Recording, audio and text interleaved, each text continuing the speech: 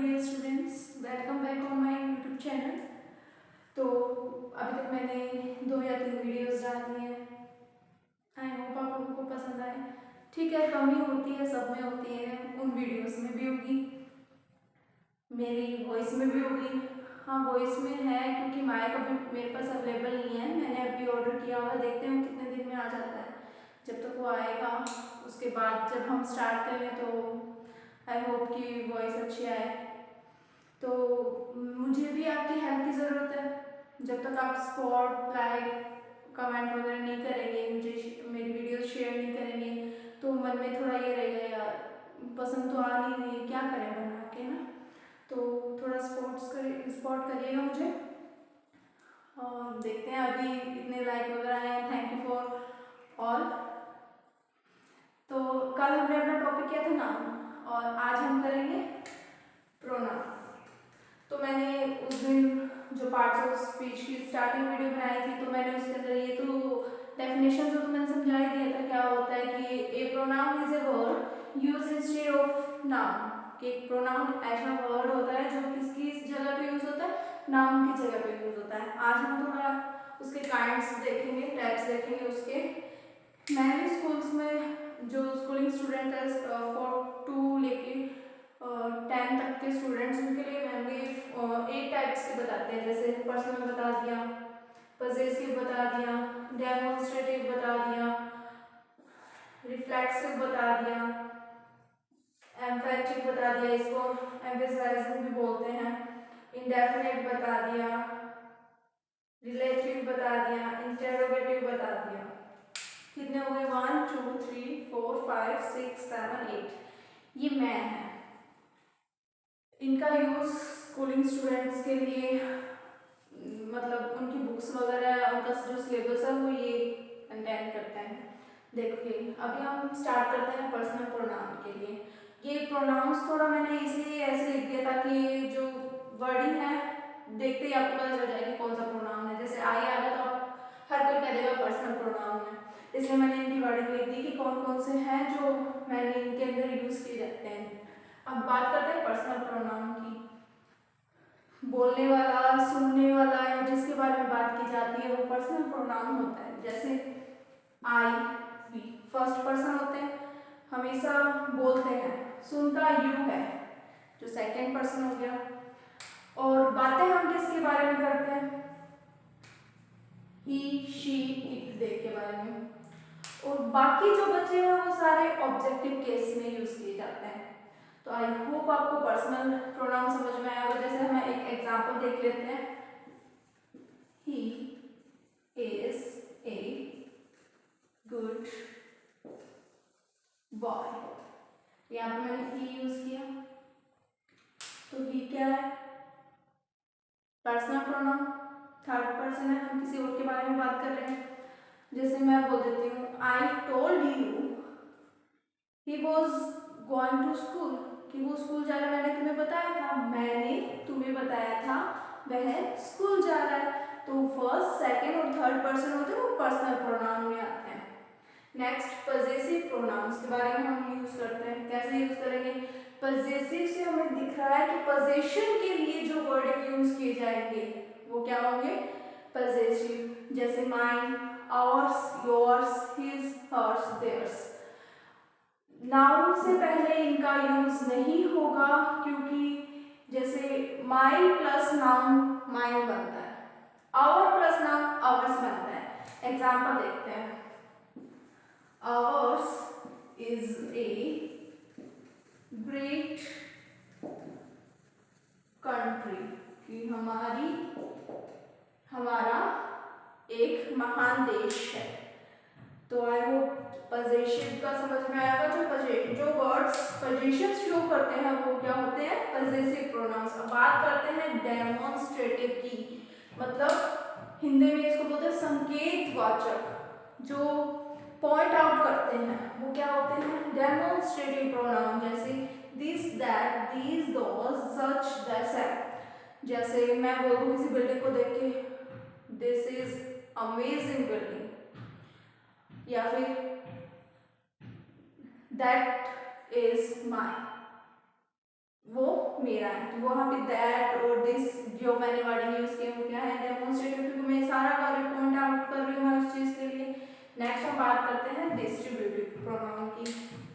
Distribute करना क्या होता है, बांटना, ठीक है। तो अभी देखते हैं डिस्ट्रीब्यूटिव प्रोनाउन क्या हो जाएंगे, जैसे ईच, आइदर, नाइदर, मतलब सबके लिए यूज किए जाएंगे, ठीक है, चाहे कितने भी बंदे हो वो, जैसे each have to do that work, कि हर किसी को वो काम करना पड़ेगा, ठीक है।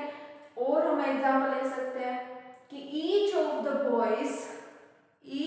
बॉयज आर इंटेलिजेंट या इज इंटेलिजेंट। ईच आर, देखिए ईच ऑफ टू स्टूडेंट्स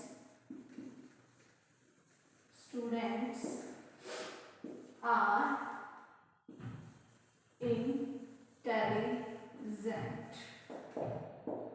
देखिए मैंने क्या यूज किया, क्या ये सही है, ईच ऑफ, सॉरी यहाँ पे क्या आएगा, each of the two students are intelligent, ठीक है। यहाँ पे टू है तो आर आ गया, नहीं, ईच मतलब डिस्ट्रीब्यूट कर रहा है, मतलब दोनों के लिए बात आ रही है, तो यहाँ पे हम यूज करेंगे इज का, क्या यूज करेंगे, इज का। नेक्स्ट हम बात करते हैं, आई होप डिस्ट्रीब्यूटिव समझ में आया होगा आप लोगों को, कि जितने भी लोग हैं उन सबके बारे में पर्सनली हम बात करते हैं तो वो डिस्ट्रीब्यूटिव होते हैं। नेक्स्ट रेसिप्रोकल, क्या, रेसिप्रोकल, इसमें ये होता है कि एक दूसरे के बीच में रिलेशन की बात होती है, जैसे रिलेट किया जाता है एक दूसरे को, जैसे you and he, example you and he have each other, ले लेते हैं ईच अदर,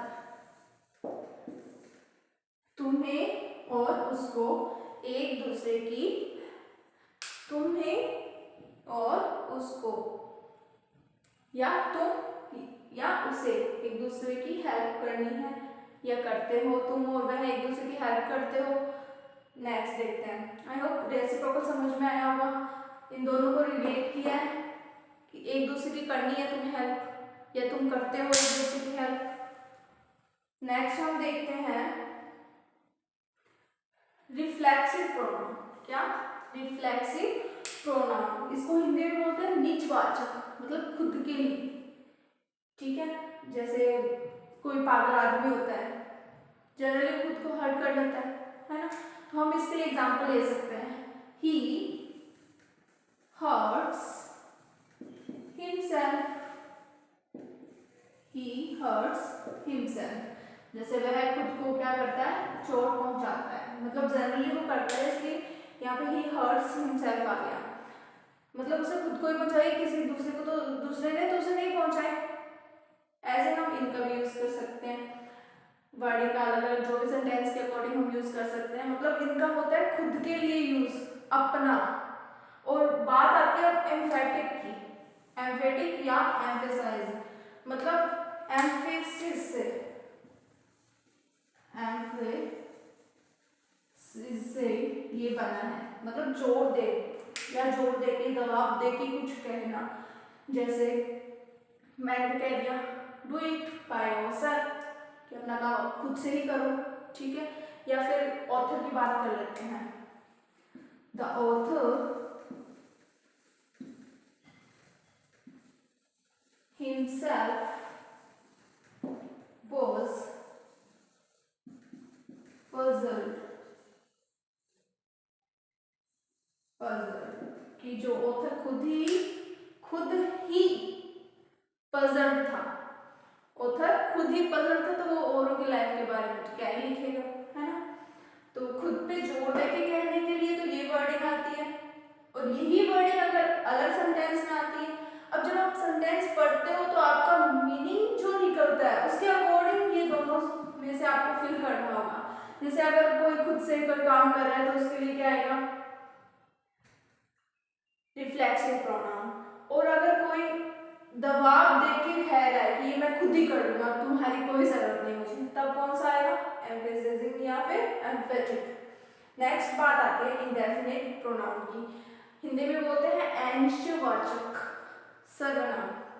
ठीक है, मतलब बात तो कर रहे हैं हम सबसे, लेकिन हमें पता नहीं है कितने आएंगे, कितने काम करेंगे, कितने कैसे करेंगे। ठीक है, मैं तो कह देती हूँ एवरीबडी हैव या has,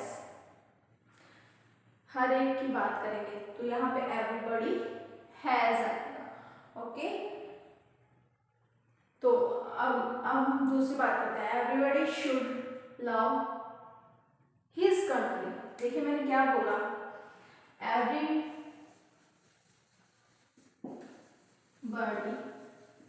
should love his country, कि सभी को या हर कोई को अपनी कंट्री से प्यार करना चाहिए। अब आपके मन में आएगा कि यहाँ पे तो लेडीज भी हो सकती है, तो हिजी क्यों यूज किया? जनरली जब कुछ अपन को पॉइंट आउट नहीं किया गया हो तो हम हिजी यूज करते हैं। अगर स्पेसिफिक किसी गर्ल्स के बारे में बात की जाती है, फीमेल्स के बारे में बात की जाती है, तब वहां पे हम हर यूज कर सकते हैं। अब बात आती है रिलेटिव प्रोनाउंस की।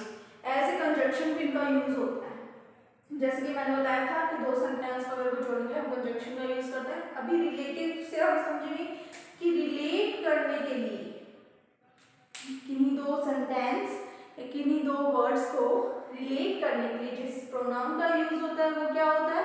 Relative pronoun. जैसे I met with Rahul who was going to school, जो क्या स्कूल जाता था। जैसे आई मीट वीना लिखते हैं, चलो Veena who was going to school। मैं किससे मिली थी? वीना से मिली थी जो स्कूल जा रही थी। तो मैं मिली किससे मिली? रिलेट किया मैंने हु को हु से किया, और नेक्स्ट सेंटेंस बता दे कि वो स्कूल जा रही थी। नेक्स्ट हम बात करते हैं इंटरोगेटिव या interrogative. It's not interrogative, it's interrogative pronounce. मतलब ये तो सबको समझ में आ गई, सिर्फ type of also sentence interrogative. जैसे हम कोई भी किसी से क्वेश्चन पूछते हैं तो वो क्या होता है? यही सेंटेंस होता है। जैसे who are you, very easy question, who you, तो यहाँ पे हु क्या हो गया? इंट्रोगेटिव। तो ये तो मुझे ज्यादा रिफाइन करने की जरूरत ही नहीं आई, होप आपको समझ में आया होगा। नेक्स्ट हम बात करते हैं एक्सक्लेमेटरी की। जब हम सरप्राइज हो जाते हैं, क्या हो जाते हैं? सरप्राइज। तो हम जनरली एक वर्ड का यूज करते हैं व्हाट। क्या हमें कहते हैं कि यार उसका एक्सीडेंट हो गया, व्हाट, तब हम ये वर्ड यूज करते हैं। तो ये क्या हुआ? Exclamatory pronoun. आई होप आपको ये 11 टाइप्स समझ में आए होंगे। नहीं समझ में आए तो वीडियो 2 बार देखना, आई होप जरूर समझ में आएंगे। बस ये है कि आपको वर्डिंग पढ़ लेनी है, वर्डिंग से ही आपको पता चल जाएगा। जैसे आउटसाइड्स आती है, आपको पता चल जाएगा कि यहाँ पे रिफ्लेक्सिव होगा या फिर एम्फेटिक होगा। अब अगर आपको इंग्लिश आती है तो आप उनका मीन्स निकालेंगे सेंटेंस का। ग्रामेटिकल मिस्टेक होती है, पर अगर हम मीन्स निकाल के उनका कुछ यूज करें उनके अंदर तो मेरे ख्याल से नहीं होगी। अब बात करते हैं इंडेफिनेट की, तो ये तो वैसे ही इजी है। अनिश्चयवाचक जो ये वर्डिंग आती है, ये सब किस में आती है? इंडेफिनेट में आती है। डिस्ट्रीब्यूट करने के लिए distributive pronoun each, either, neither, किसी भी दो या दो से ज्यादा लोगों या वस्तुओं के बीच में हम इनको डिस्ट्रीब्यूट करते हैं तो ये वर्डिंग यूज की जाती है। सेम, थोड़ी सेम है पर अलग है। किसी के बीच में रिलेशन के लिए, या इसे क्या कहते हैं? पारस्परिक संबंधवाचक, मतलब किसी के बीच में संबंध बनाने के लिए। तो आई होप आपको वीडियो समझ में आया होगा।